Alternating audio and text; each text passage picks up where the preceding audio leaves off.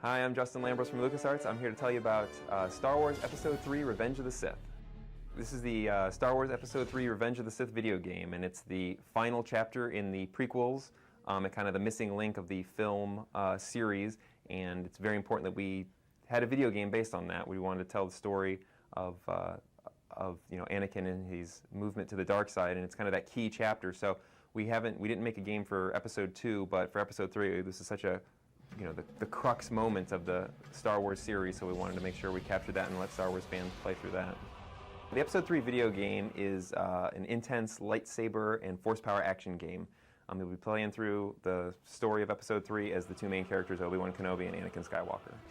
Without giving away too much of the story, some of the other characters that you'll see besides Obi-Wan and Anakin, Mace Windu, Yoda, you'll see, General Grievous is the big bad guy from Episode 3 who was introduced in the Clone Wars cartoon. He's a real exciting game character for us. You'll see a bunch of Jedi Knights and Clone Troopers. We've really tried to pack in as much of Episode 3 and all the characters that we could into the game. The lightsaber combat system is something we're really proud of. It's kind of pretty simple to pick up and play, and you can do some cool stuff, but there's a lot of depth to it. There's a lot of combo moves, button combinations, moves that you can unlock, and also you can use them in conjunction with your force powers. There's force-powered lightsaber attacks as well as force moves that you can mix in with your lightsaber attacks as well. But yeah, the force powers in our game are pretty exciting. There's, you start with a whole broad range of, force push, force grasp, force heal, force speed, saber throw, all the, kind of standard Jedi action stuff, and you can upgrade them as you go throughout the game. So a certain move you use more than the other, you can beef that up to make it its most powerful and really rely on that as much as you like.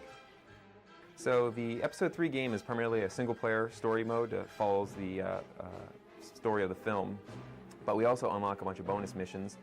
Some of these are cooperative, so you'll be able to sit down with a friend and play side-by-side Obi-Wan and Anakin, how they start the game.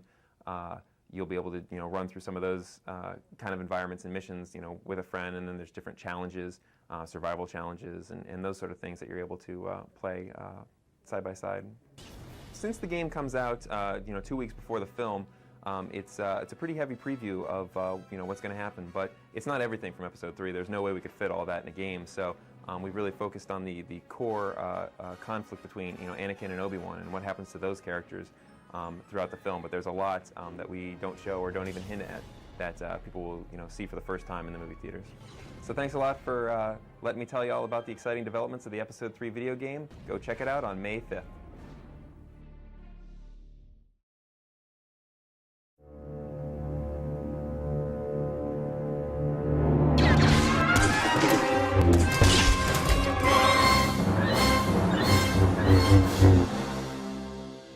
LucasArts and George Lucas wanted to make sure that the Episode 3 game experience was just as complete and as authentic as it possibly could be.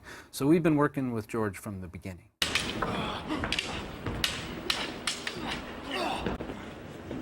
We were actually on set in Sydney, just to soak it all in, to walk around in the sets, and of course to be there the week that they filmed this totally exciting, emotionally packed final duel between Anakin Skywalker and Obi-Wan Kenobi. It was awesome. I think the scene I'm most excited to work on in the game is going to have to be the duel. Capital T, capital D. I mean, we've been waiting for this for a long time. When Obi and Anakin face off, and really that's where Darth Vader is born, everybody's been waiting to see that, and then to actually play it, it's going to be a whole new thing in the game, because, depending on who you are, it may not even turn out the same way. We would join George at the art department at Skywalker Ranch to view the latest concepts, to see how his vision for the film was progressing or evolving, just to make sure that everything we did was in step with everything that was going on with Episode 3. And their relative size to a human, are they 8 feet tall, 6 feet? No, they're 6'6", 6'7". 8. Do I hear 6'9"? We wanted to bring players the most authentic, most exciting lightsaber duels ever seen in a video game, period. So we knew from the beginning we'd have to call a master. So we called Nick. We had an amazing opportunity to have Nick Gillard, the stunt coordinator for all the Star Wars prequels, to come out from England and stay with us for a week, training all our animators on sort of the Jedi arts that he's been perfecting for the past few years. And for our animators, it was really an amazing opportunity, because it's one thing to watch reference footage of stuff happening. It's another thing to really feel it in your bones and to have the guy who really made it all up right there for you, teaching you the real intricacies and the little details that are going to come through into the final product. If I came in and you went for it warm. You know, having played a few games myself, and as you're playing it thinking, God, I wish I could do this, or I wish this button did that. You know, we now, because we're working on this game, we're in a position to do that. So we're working particularly on footwork, exactly how they move, how their wrists move, when they turn, that they turn the right way, that the blocks and the grapples are correct. And he brought the real lightsabers, so we all got to hold those and, you know, try them out on each other. And then he would show us, no, you don't hold it like that. You're going to get killed, mate. Hold it like this. So he would show us the way to use the lightsaber, and we really learned from that, to the point where some of our animators, they'd instinctively perform a block move that he taught them. Oh, that's the right move. That's the right move. Which is cool. That means they're actually getting it. And then when Hayden came to join him, it was even better, because now we were working on character.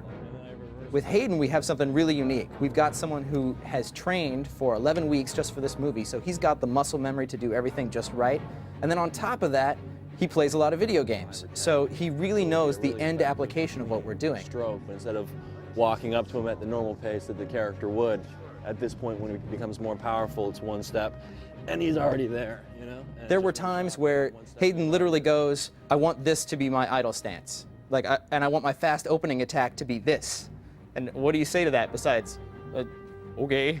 Because he just knows exactly what we're going for and is able to apply his knowledge right to what we're doing.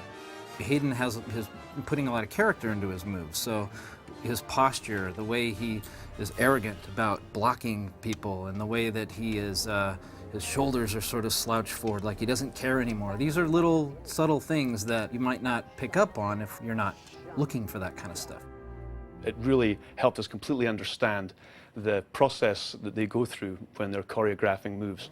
So now our animators and designers are really excited, taking what they've learned from those sessions and integrating it into the game itself.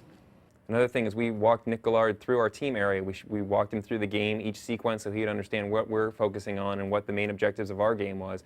And he was able to comment and praise us on what we were doing right and correct us when we were going astray. You know, with 2 buttons, we can do a whole plethora of moves, and you know that might be your lunge move. Yeah. That's Nice how you, lunge. and that may just be something that breaks somebody's block. Yeah. So now they're. I've seen you know, what they've done so far on the game, you know, like renderings of characters, but they look amazing. You know, it's going to be the closest thing to a movie I think that we've seen in a game so far. The fight between Obi-Wan and Anakin at the end of the film is epic. Just unbelievable lightsaber fighting. Yeah, the game is just going to go nuts with that.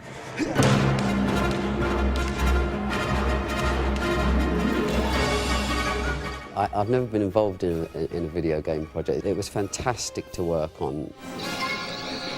It has all the fluidity and artistry of a finely tuned fight sequence in a movie, yet the player is able to take it any way they want. Being a Jedi and learning the art of lightsaber sword fighting, that's what you're going to see in the game. And we really want to blow it up.